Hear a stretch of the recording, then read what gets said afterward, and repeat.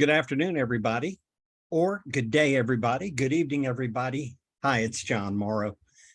Welcome to day 5 of my 77-day video challenge. I wanted to take a moment to thank past world champion of public speaking, Darren LaCroix, for planting the seed for this challenge.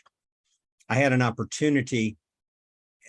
Well, let me first of all say that I've known of Darren LaCroix ever since he won the World Championship of Public Speaking back in the early 2000s. And I have seen many of Darren's presentations, including his humor boot camp, as well as other, stage time university opportunities. He is an incredible coach, an incredible mentor, a great teacher. And he also pulls out of you what you think you can't do, when in reality, all of you possess capabilities far beyond what you imagine. And it's not nebulous thinking, it's actually realistic thinking. But Darren, I never actually personally met in any way, form, shape, or fashion, just through the elements of video or streaming on Zoom, for example, like he was when he joined us in District 84 here in Central Florida, to provide a keynote speech for one of our Toastmasters Leadership Institute training sessions on a Sunday. But when I had the opportunity to actually meet with Darren in person, it would be 1 week ago this coming Tuesday in Claremont at the Fairfield Marriott Hotel as a guest of the Claremont Toastmasters Club. I had the distinct opportunity to be able to serve him as a Zoom moderator and helping him with the technical audiovisual aspects of his presentation. But in addition to that, I had a chance to get to know a little bit more about the personality of a guy who is extraordinarily very matter of fact and down to earth, and yet incredibly gifted and remarkable, also extraordinarily humble. So in meeting during this process, he introduced this concept of the 77-day video challenge. It's one of many things that he pushes us to do. And so I went to that website. I saw many of the videos being done. I saw some of my Toastmaster friends who were engaged in this, as well as other people who may necessarily not be Toastmasters, but they are people aspiring to communicate a message and to do so with confidence, competence, clarity, and with conviction. So thank you, Darren. Thank you, Darren LaCroix, for the challenge. Thank you, Lee Tran, for being one of the examples that has proven that it works. Now let's get back to the fact that today is day 5. It's Sunday, September the 4th, 2022. I started this journey on August 31st, the last day of the month of August, the end of the first 2/3 of the year and the beginning of the final 4, as I call it. And the final 4 months are very special to me because these are wonderful times in my life. September, October, November, December, just a lot of great stuff happening, a lot of it doing with family, a lot of it doing with events and holidays and other things. Oh, by the way, how many of you watched college football yesterday? I actually started on Thursday night with catching excerpts of the game involving the University of Tennessee and Ball State University in Knoxville at Neyland Stadium. I happen to be a Tennessee volunteer, as many of you know. That's the reason why you see some of that orange in the background that everybody says is so obnoxious, but it happens to be my favorite color, and it happens to be my brand color too, as well, whenever I'm out there actually speaking in public and trying to broadcast. Now, I'm not wearing it today, but I am here in my studio in the house with a sign there in the background that says, "Friends become our chosen family." And I do have bloodline family, many, many special people in my life, but I also have many, many great friends who have become an extended family. Thank you, extended family, for your support of me in this process. I'm streaming live on Facebook right now, and I want to talk about something. And if you looked at the header, basically the show note, I wanted to talk to you about something that is a catalyst for why resolve is my power word. Now, we've already talked a bit about the letter R for resilience and the letter E for engagement. But I think it's important to go back to those two for just a moment and talk about something else that really was the impetus for this entire journey beginning. Let me take you back in history, in my time, to the summer of 2010. I was working full-time, as was my wife. We were working here in Lakeland. We were working for Geico Insurance Company. We had been with Geico for a number of years, well over 15, as a matter of fact, at the time. Geico was an extended family, and that office had grown from a very, very small operation when they first started as a satellite back in 1996, actually 1993, and there were like 36 people there. We joined in 1996, and through that process and everything, we watched it grow into a region, the largest region in the Geico organization, largest number of policyholders of any state in the Geico family, and with a huge, massive regional headquarters building here in Lakeland, Florida, with well over 4,000 employees, not just in the building, but spread out across the state. I'm not here to advertise Geico. Geico is a great company to work for. Geico had incredible values, had an incredible set of operating principles, and it was Geico that was also my family during difficult times. And one of those difficult times occurred on June the 29th of 2010, when I got the phone call after my father had been in surgery and was in the recovery process. I got the phone call from my late brother-in-law, Rick, the late husband of my sister, Terry, who now is a widow and lives in North Georgia, that my dad had died suddenly and unexpectedly of a heart attack, cardiac arrest. My mother, an amazing woman, and a story in and of itself that I will share someday for you, was there at the hospital when it happened. She was standing outside waiting to go in. Dad was in the ICU. He had been having difficulty with an arrhythmia in his heart and other issues, as well as breathing. And also the anesthesia had messed him up, and he was having problems with talking in a clear manner. It was sort of like he kept falling into gibberish. He couldn't get his words correct, and it was frustrating for him. And there outside in the hallway, and my brother-in-law Rick was there with her at the time, down visiting from their home in Illinois. Dad coded, and every effort they could to try to bring him back to life was futile. Dad, his heart just simply came to a screeching halt. It stopped. I guess you could say the heart said enough is enough. In my line and in my belief system, God said, it's enough. It's time to come home. Mother, and I really didn't catch this, was already going through some problems which had been a part of the family for many, many years, but I wasn't paying attention to that. So you got to understand the perspective. Yes, I was born in Chattanooga, Tennessee.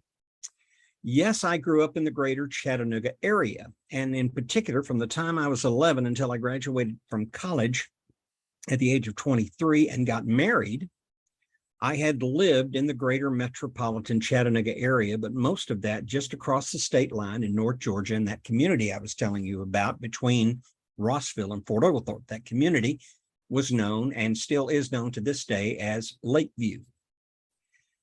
So therefore, with the exception of the 4 years that I would travel to Nashville, Tennessee to go to college, and that's where, of course, I met my late wife, Donna, who was from here in Lakeland. I know it's getting convoluted. I'm sorry.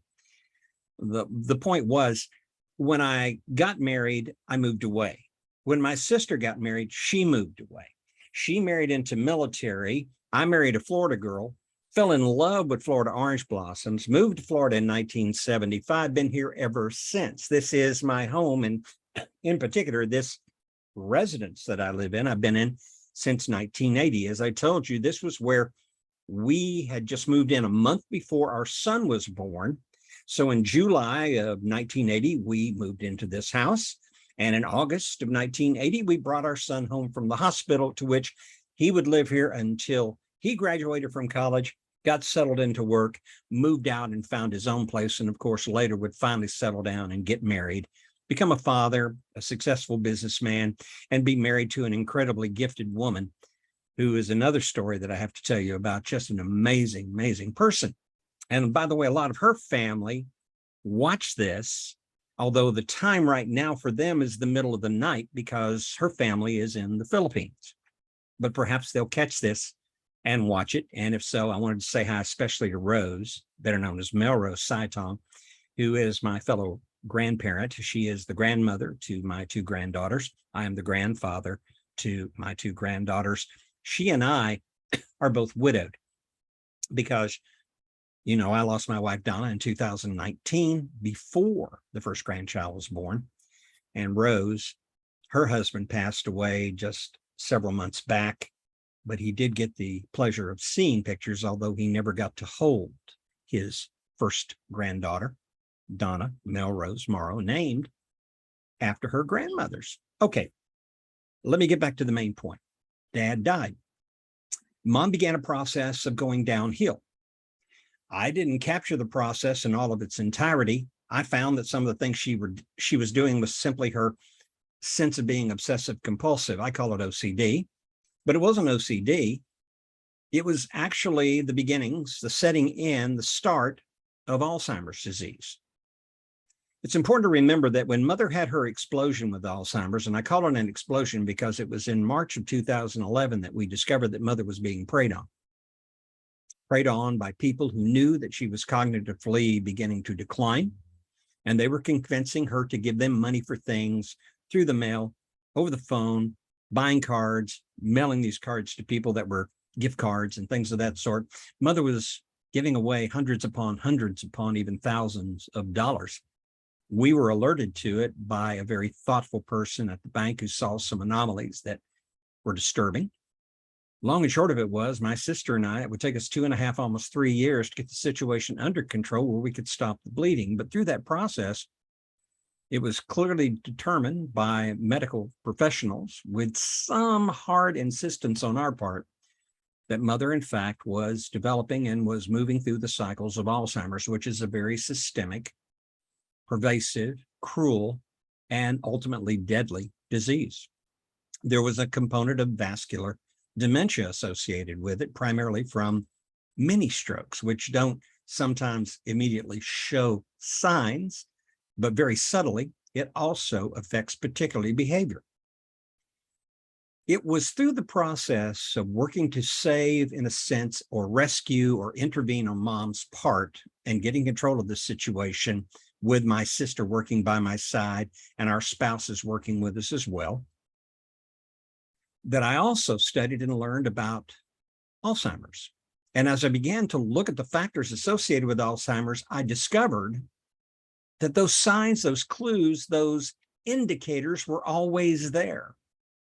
They were there long before Mother had her crash. When my mother was going to college, going back to school, and actually graduating from college at the age of 61 at the top of her class in nursing, after having retired as a textile worker working in the chemical labs there. And for that, she went back to school and studied as well. This woman, who was my role model because she was brilliant and always churning and energetic and committed, she was the quintessential example to me of resolve. She was resilience, engagement. She was service-minded because she loved to care for other people. She was a learner, constantly learning. She was challenged to stretch her mind and make it work for her. She was obviously very well organized, to the point sometimes of being, as I said, OCD. She had the vision to see what she could be and what she wanted to be. And she was also a very enthusiastic and warm individual to be around. There was an energy there. Those were things which I felt were passed on to me. When I realized, through fault entirely on my own, that these clues about the approach of Alzheimer's were present long before Mom started to manifest them, by virtue of the fact that her mother was a victim of it and her older siblings, because Mama was the 6th of 6. And all of them, with the exception of one, had been radically affected by Alzheimer's. I started putting the pieces of the puzzle together. I started connecting the dots, and lo and behold, it was always there, but I simply never noticed. I never noticed.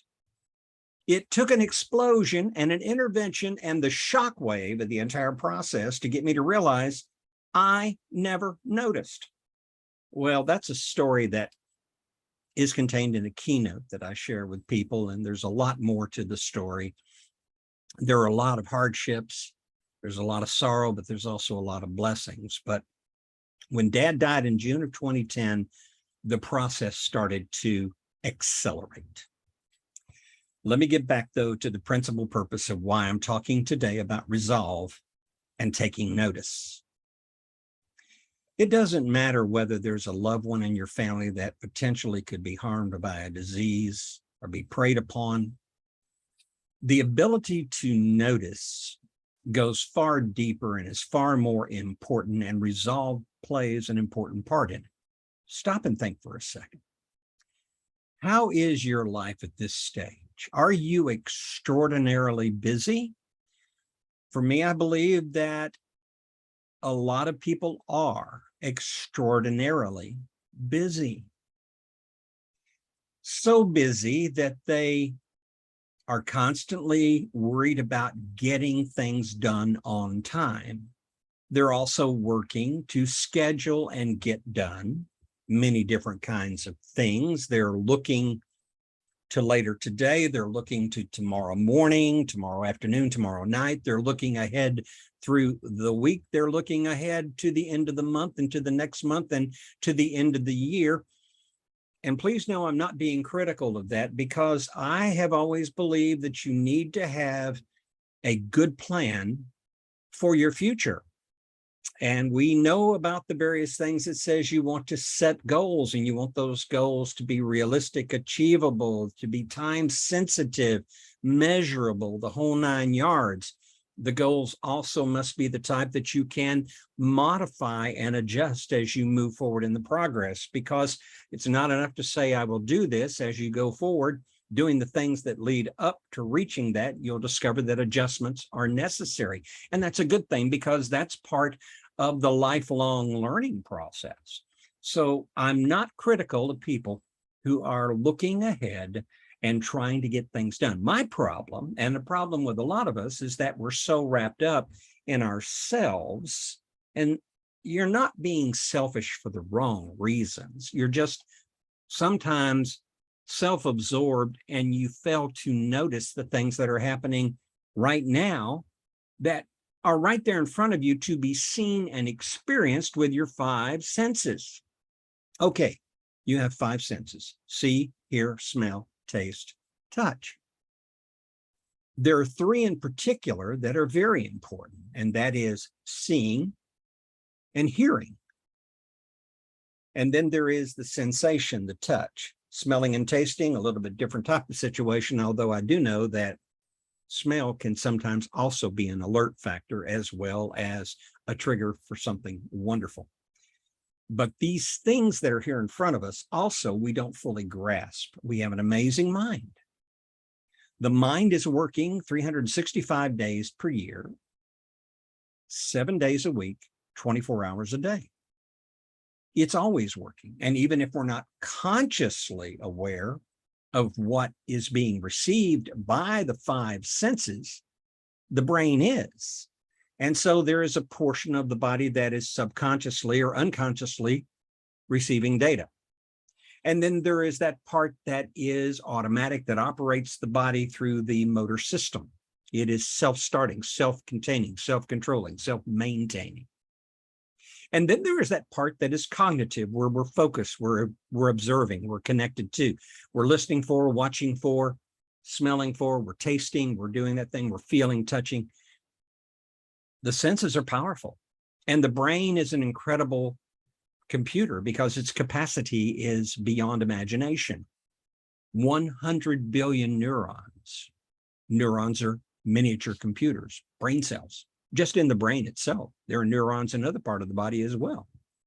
But connecting that system through the central nervous system are a network of over 1 trillion synaptic pathways. These are electrical signal patterns that go back and forth between each other. They talk to and receive information from one another, and they gather data from all the senses around our body through the central nervous system.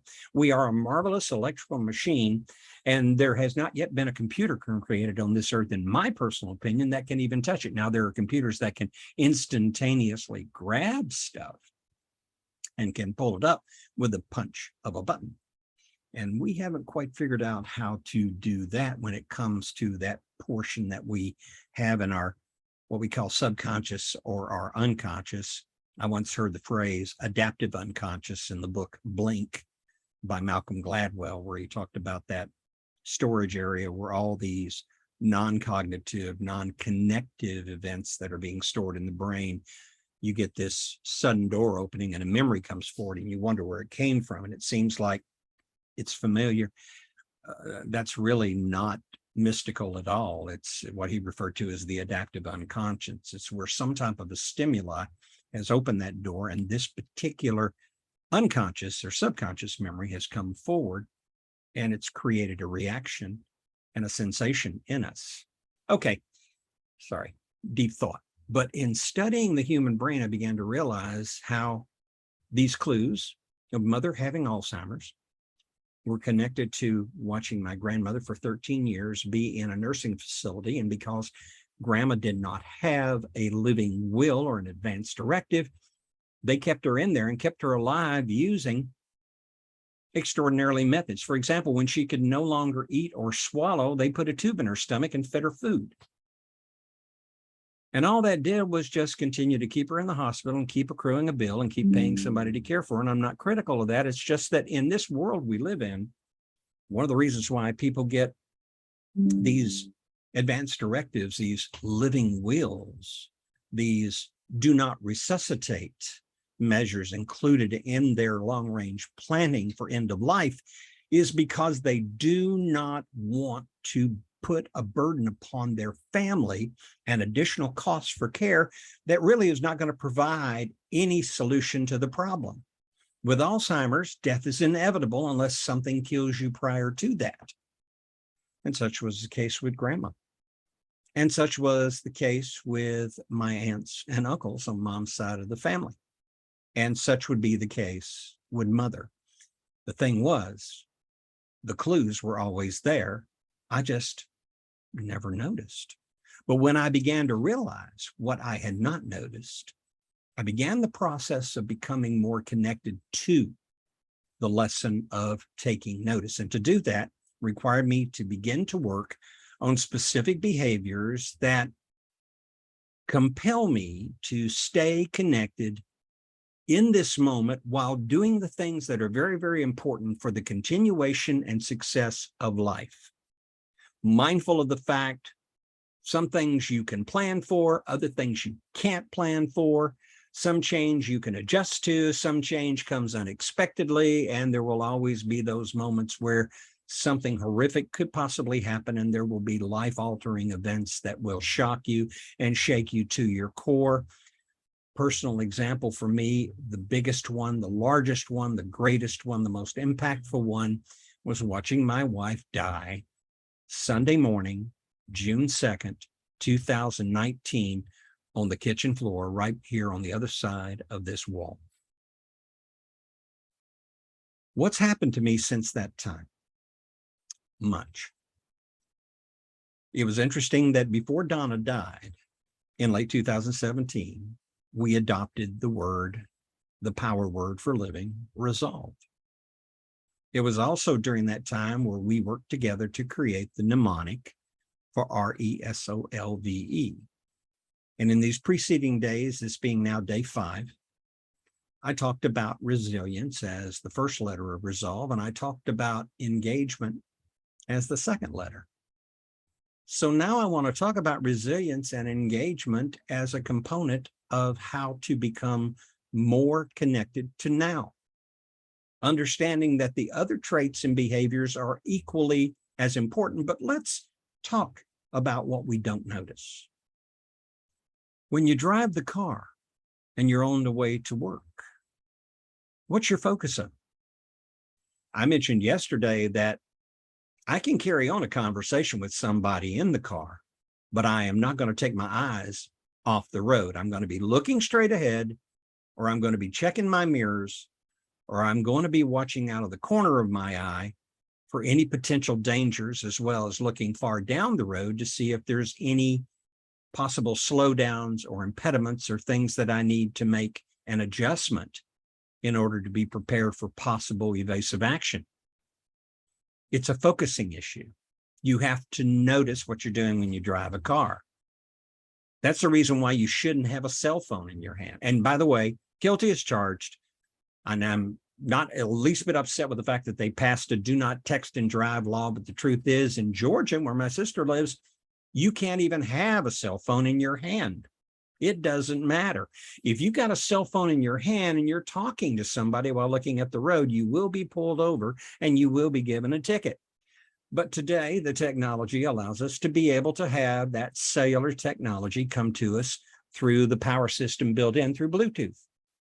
And that's a good thing because I can keep both hands on the wheel. I can continue to drive, but I'm still involved in a conversation, so my concentration is being challenged.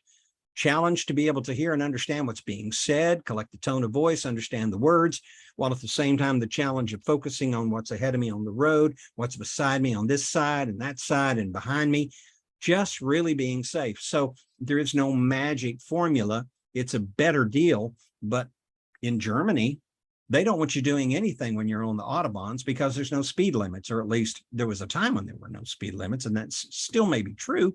And the reason why is because when you're driving at over 100 miles per hour, because there's no speed limit, you better be paying attention to what you're doing on the road, what's coming up ahead of you as well as what's behind you.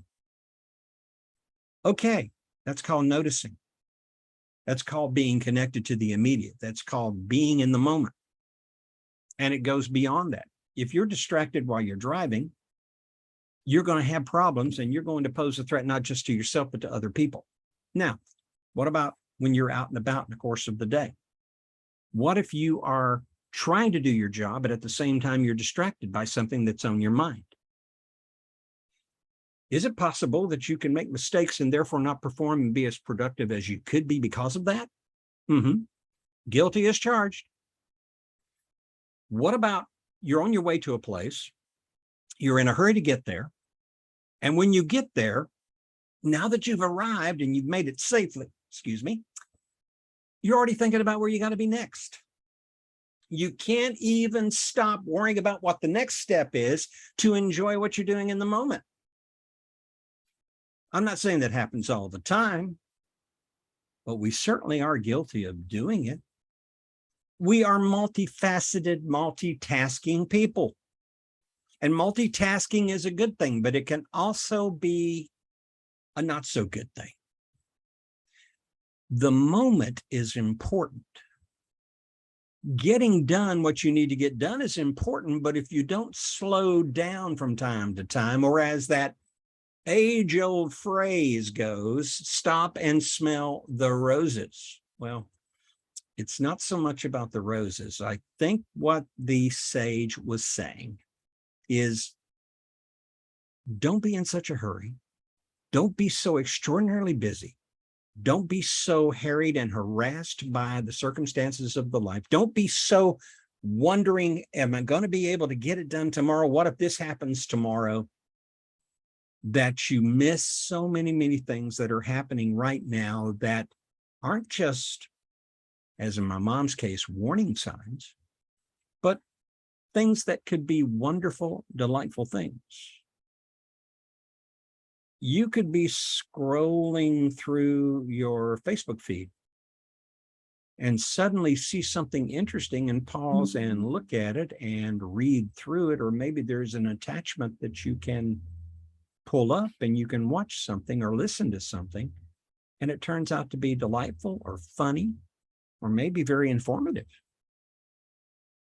And then there are times when you just need to stop what you're doing, get up, walk away from your desk or your workstation or your laptop and go take a walk, or go outside and enjoy the breeze. Now, in Florida this time of the year, there's not a lot of good reasons to go outside during the day because, frankly, it's not just hot, but the humidity is so high. As soon as you walk out the door, you get hot and sweaty because it's just steamy.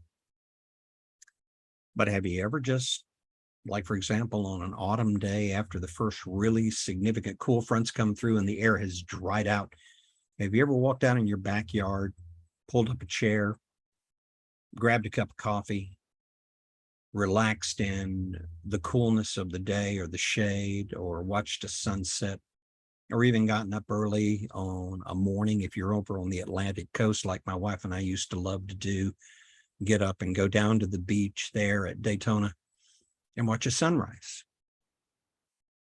Sometimes it's stop to look at a flower or a plant, or to look at a building, or to look at children playing, or to look at the beauty of a lake with swans like we have here in Lakeland. And these are very, very simple, very basic things I'm talking about. We're missing stuff.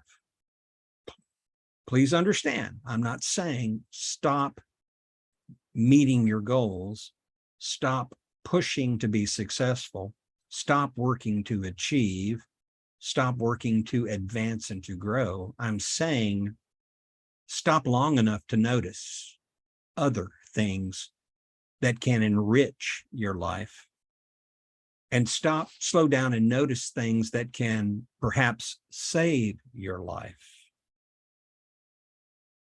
Notice. And to do that, you need to put the factor of resilience and engagement to work. You must have resilient personality in your stick-to-itiveness, a great word that I like, where you know how to get things done, but you also insist on doing that something for you that gives you a chance to have an incredibly experiential moment. For example, there it is. Oh, it's been sitting around too long. I'm going to have to warm it up. It got tepid.